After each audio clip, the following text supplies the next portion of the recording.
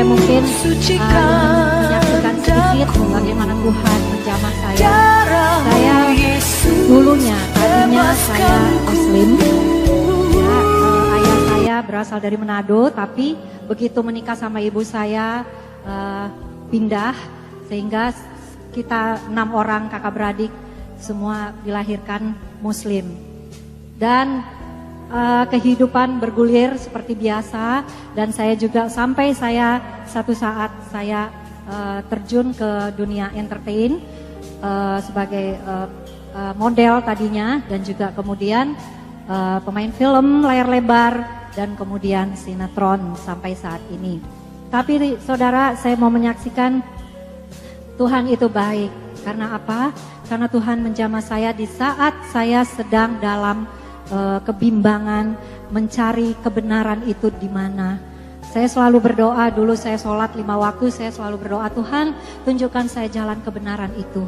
Selalu saya berdoa seperti itu. Dan puji Tuhan, saya pada waktu itu ikut KKR tahun 89, saya mengikuti KKR di Istora. Di situ dikatakan bahwa ada kesembuhan ilahi, dan saya membawa papa saya yang sedang sakit keras, sakit kanker stadium 4. Saya bawa ke KKR itu, padahal saya belum percaya sama Tuhan Yesus. Dan hari pertama saya tidak mendapatkan apa-apa, dan ayah saya ditumpang tangan juga belum disembuhkan Tuhan. Hari kedua saya datang lagi, nah di situ saya dijamah Tuhan. Begitu saya menaikkan satu pujian, saya diurapi oleh Roh Kudus, dan saya nangis terus sepanjang kebaktian itu. Dan ayah saya didoakan lagi, juga tidak terjadi sesuatu apapun, dan tidak sembuh, belum sembuh. Hari yang ketiga saya datang lagi, di situ saya baru mendengarkan firman Tuhan. Betul-betul saya fokus mendengar firman Tuhan. Ya, firman Tuhan ditabur itu tidak akan kembali dengan sia-sia. Firman itu bekerja dalam kehidupan saya, dan sampai saat ini. Memang ayah saya tidak sembuh secara jasmani, tetapi Tuhan punya rencana lain bagi papa saya. Papa saya meninggal, dipanggil Tuhan, tetapi sebelum meninggal Tuhan sudah jamah hatinya, sehingga papa berbalik lagi menerima Tuhan Yesus dan dibaptis. Ya, seperti anak yang hilang akhirnya kembali kepada Tuhan Yesus dan meninggal dalam Tuhan. Dan bukan hanya di situ saja karya Tuhan dalam hidup saya terus bergumul. Saya baca Alkitab, saya nggak tahu, saya nggak ada yang nginjilin. Ya, saya bertobat lewat pujian, dan saya kebetulan seminggu kemudian ada seminar mengenai Al-Quran dan Alkitab. Saya ikut lagi di situ. Saya membawa 2 kitab suci, dan di situ saya menemukan ayat yang betul-betul membuat saya bertobat, dan ayat ini adalah ayat yang membuat saya tidak ada alasan lain untuk tidak menerima Tuhan Yesus. Di dalam Yohanes 14 ayat 6, di situ dikatakan, akulah jalan dan kebenaran dan hidup. Tidak ada seorang pun yang datang kepada Bapa kecuali melalui aku, kata Tuhan Yesus. Tidak ada nama lain. Ya, tidak ada nama Abraham, Adam, siapapun, Muhammad, tidak ada. Jadi nama Tuhan Yesus, dialah jalan itu, jalan menuju surga. Kebenaran itu, kebenaran yang memerdekakan kita. Ya, amin. Dan juga hidup. Kita memiliki hidup kalau kita percaya kepada Tuhan Yesus. Bahkan hidup yang berkelimpahan. Amin. Di situ saya, aduh Tuhan, selama ini memang saya tidak tahu. Memang kadang-kadang kita binasa karena tidak tahu. Jadi ada satu ayat lagi yang menambah kuatnya saya lagi di dalam Kisah Para Rasul 4 ayat 12. Di situ dikatakan, dan keselamatan tidak ada di dalam siapapun juga selain di dalam Dia, maksudnya Yesus Kristus, sebab di bawah kolong langit ini tidak ada nama lain yang diberikan kepada manusia yang olehnya kita diselamatkan. Oh haleluya. Haleluya, kita berikan tepuk tangan untuk kemuliaan nama Tuhan. Ya, tidak ada nama lain di bawah kolong langit ini. Luar biasa.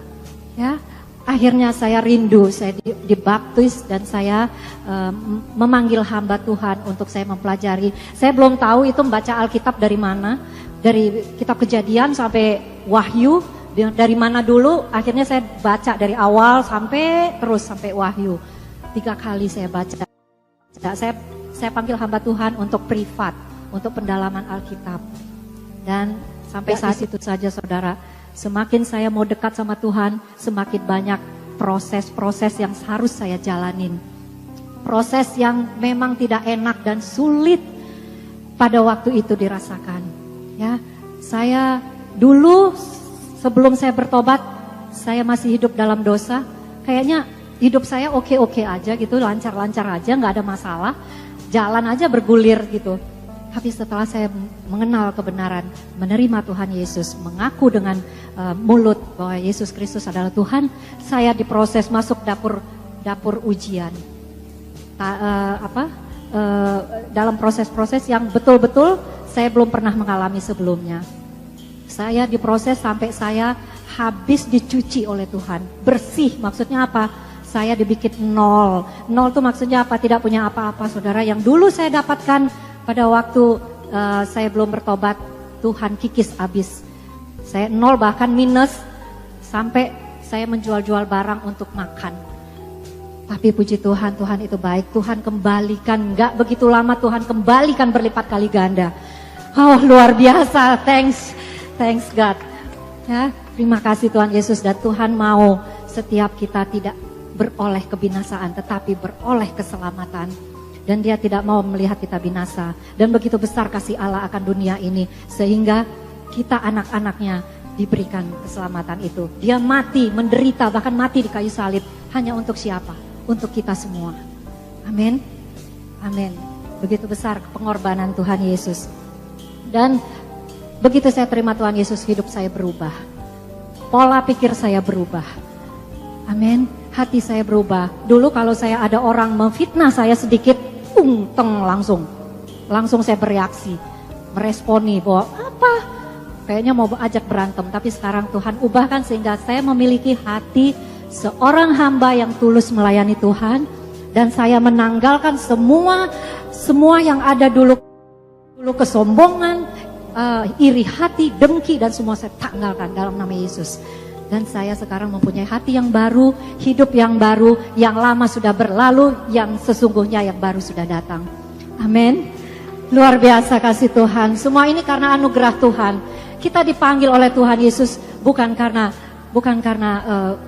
kita hebat, tetapi Tuhan pilih kita untuk satu tugas yang mulia, untuk melayani Dia. Amin. Jadi saya tidak mampu. Saya paling nggak suka orang bilang sekarang, wah artis bertobat karena udah nggak laku nggak laku dipakai sinetron, udah nggak laku dipakai nyanyi. Jadi dia pelayanan sekarang. Aduh Tuhan, sangat berdosa sekali menghakimi sesama.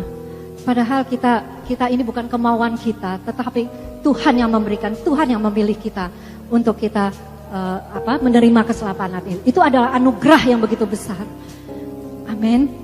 Jadi kalau saya dibilang saya bertobat karena tidak laku lagi, aduh, mungkin di sini juga ada Bapak Pendeta Ade Manuhutu, ya Pak Ade ya. Beliau juga bertobat bukan karena tidak laku lagi nyanyi. Amin. Karena memang panggilan Tuhan. Tuhan sudah menempatkan setiap kita di mana mau ditaruh. Dan puji Tuhan, saya bersyukur Tuhan juga tempatkan saya pada komunitas anak-anak Tuhan, hamba-hamba Tuhan yang senantiasa mendukung saya. Di saat saya mau jatuh lagi, saya lemah, ada yang menguatkan. Tangan Tuhan yang menuntun saya dan memakai orang-orang yang komunitas di sekeliling kita. Amin. Saya juga sekarang ini terlibat dan tergabung dalam panitia Paskah. Saya dipercayakan juga saya pengurus Hagai, Himpunan Gereja Indonesia. Saya juga pengurus juga di Yayasan Makin, Mata Air Kasih Indonesia. Dan saya juga tergabung juga dalam satu ministry, 247 Global Ministry. Amin. Semuanya itu karena anugerah Tuhan. Bukan karena saya mau mempromosikan diri saya, enggak. Siapa yang mempromosikan diri kita? Tuhan. Tuhan Yesus yang mempromosikan diri kita, bukan kita sendiri. Kita manusia, kita hanya mengikut apa kehendak Tuhan. Amin. Dan puji Tuhan, yayasan kita ini bergerak sampai ke pelosok-pelosok desa. Memang kita baru start, baru mulai, tapi Tuhan sudah buka jalan. Ini loh tugas kamu, ini loh yang akan kamu kerjakan. Kita hanya ikut apa Tuhan mau. Amin. Oke, mungkin sampai di situ ya Tuhan akhirnya merubah saya 180 derajat. Dan seperti yang saudara lihat, mungkin kalau saya beberapa tahun yang lalu kita tidak akan bertemu di sini karena saya masih asik juga dengan keduniawian. Tapi puji Tuhan, segala sesuatu kalau kita mengandalkan Tuhan, segala perkara akan terjadi dalam kehidupan kita. Dan tidak ada yang mustahil bagi Tuhan Yesus Kristus. Amin. Dan bagi kita yang percaya kepada Dia, mari kita semua berharap dan mengandalkan Tuhan dalam kehidupan ini. Persoalan selalu ada dalam kehidupan. Selagi kita masih ada di dunia ini, persoalan tetap ada, masalah tetap ada. Tapi bagaimana kita menyikapi masalah kita? Kita memandang Tuhan Yesus lebih besar daripada masalah kita. Amin.